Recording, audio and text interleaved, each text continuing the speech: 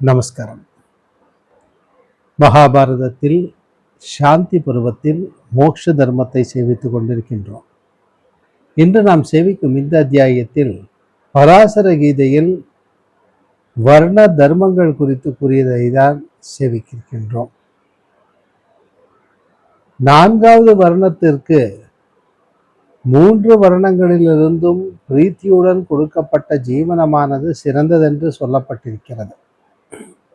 அது அவர்களை எப்பொழுதும் தர்மத்தில் சிறந்தவர்களாக செய்கின்றது.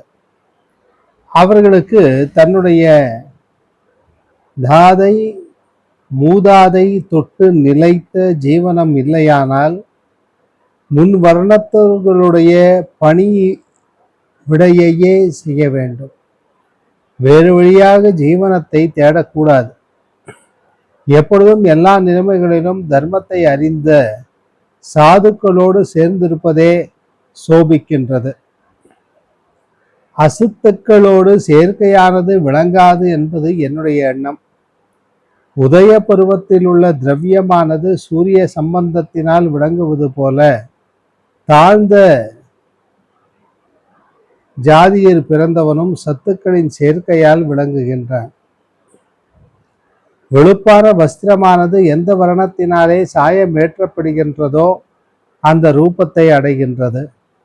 அப்படியே இதையும் என்னிடமிருந்து அறிய கடவாய். ஆகையால் குணங்களில் நீ பற்றுதல் செய்ய வேண்டும். ஒருபோதும் தோஷங்களில் பற்றக்கூடாது. இந்த உலகில் மதிக்கும் தன்மை உள்ள ஜனங்களுடைய மிகவும் சஞ்சலமாய் இருக்கிற உயிரானது அனித்தியம் அல்லவா?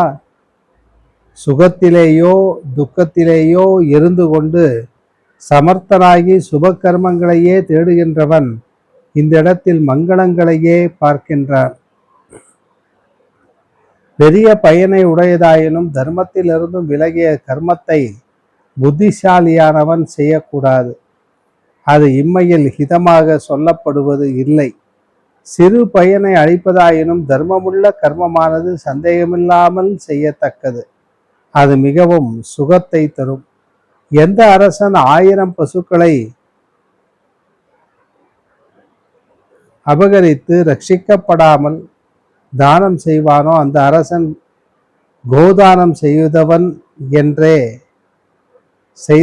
என்கிற அந்த சப்த மாத்திரமான பயனை அடைந்து திருடனாகின்றான். பிரம்மாவானவர் முதலில் உலகங்களால் பூஜிக்கப்பட்டதாக அந்த உலகங்களால் பூஜிக்கப்பட்ட தாதாவை சிருஷ்டித்தார். தாதாவானவர் உலகங்களை தரிப்பதில் சமர்த்தரான பர்ஜன்யர் என்கின்ற ஒரு புத்தரை சிருஷ்டித்தார். வைசியர் அவரை பூஜித்து மிகவும் செல்வ பெருக்கை தரும் கிருஷி முதலியவற்றை செய்ய வேண்டும். க்ஷத்திரியர்கள் காக்க வேண்டும்.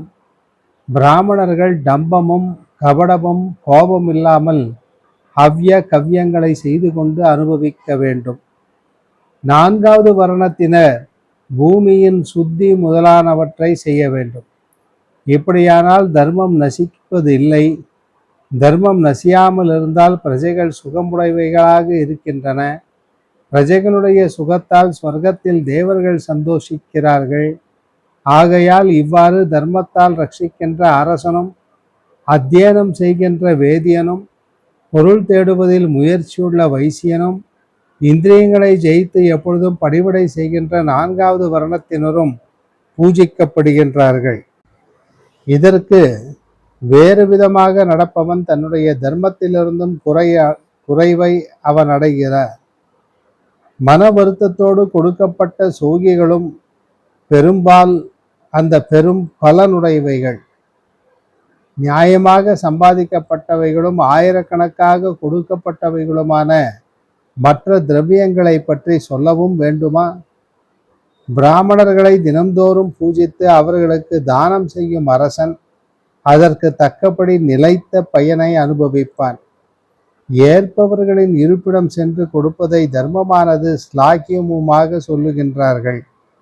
கேட்ட பின் கொடுப்பதை மத்திய பலனாக சொல்லுகின்றார்கள். அவமதிப்போடும் அச்சரத்தையோடும் கொடுக்கும் தானத்தை சத்தியவாதிகளான முனிவர்கள் அதமமாக சொல்லுகின்றார்கள்.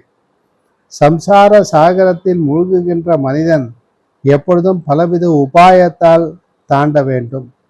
முக்தி கிடைக்குமோ கிடைக்காதோ என்கின்ற அந்த சந்தேகத்திலிருந்து விடுபடுமாறு முயற்சி செய்ய வேண்டும். பிராமணன் அடக்கத்தினால் விளங்குகின்றான், சத்திரியன் வெற்றியினால் விளங்குகின்றான், வைசியன் தனத்தினாலே விளங்குகின்றான், நான்காவது வர்ணத்தினர் நித்தியம் வேலை திறமையினாலே விளங்குகின்றான் என்று சொல்லி இந்த அத்தியாயத்தை பூர்த்தி செய்கிறார். மீண்டும் நாளை சந்திப்போம். நமஸ்காரம்.